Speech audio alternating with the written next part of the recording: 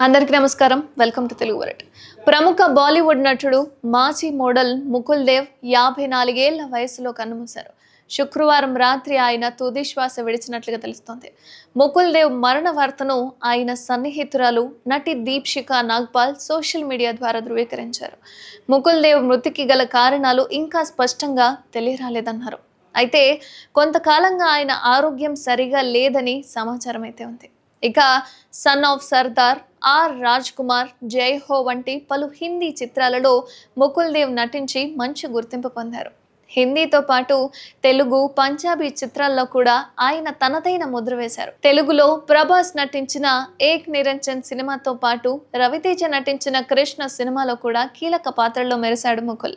చివరిగా అంత్ the end అనే హిందీ చిత్రంలో కనిపించిన ముకుల్ దేవ్ బాలీవుడ్ నటుడు రాహుల్ దేవ్కి సోదరుడు.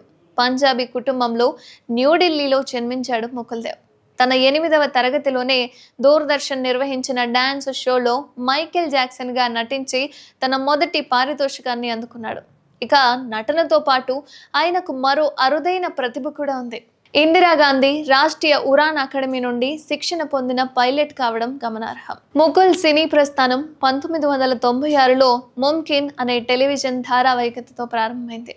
ఇందులో ఆయన విజయ్ పాండే పాత్రను పోషించారు.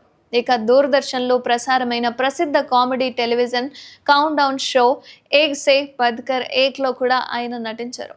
టెలివిజన్ రంగంలో తనదైన ముద్ర వేసుకున్న Mukul Dev fear factor India అనే మొదటి సీజన్కు హోస్ట్గా వ్యవహరించి ప్రేక్షకులకు మరింత చేరువయ్యారు. సినిమాల విషయానికి వస్తే ఆయన ప్రస్థానం దస్తక్ అనే చిత్రంతో మొదలైంది. ఈ చిత్రంతో ఆయన ఏసీపీ రోహిత్ మల్హోత్రా పాత్రలో నటించారు. అంతేకాకుండా ఈ చిత్రం మాజీ మిస్ యూనివర్స్ సుష్మితా సేన్ అరంగేట్రానికి వేదికైంది కూడా.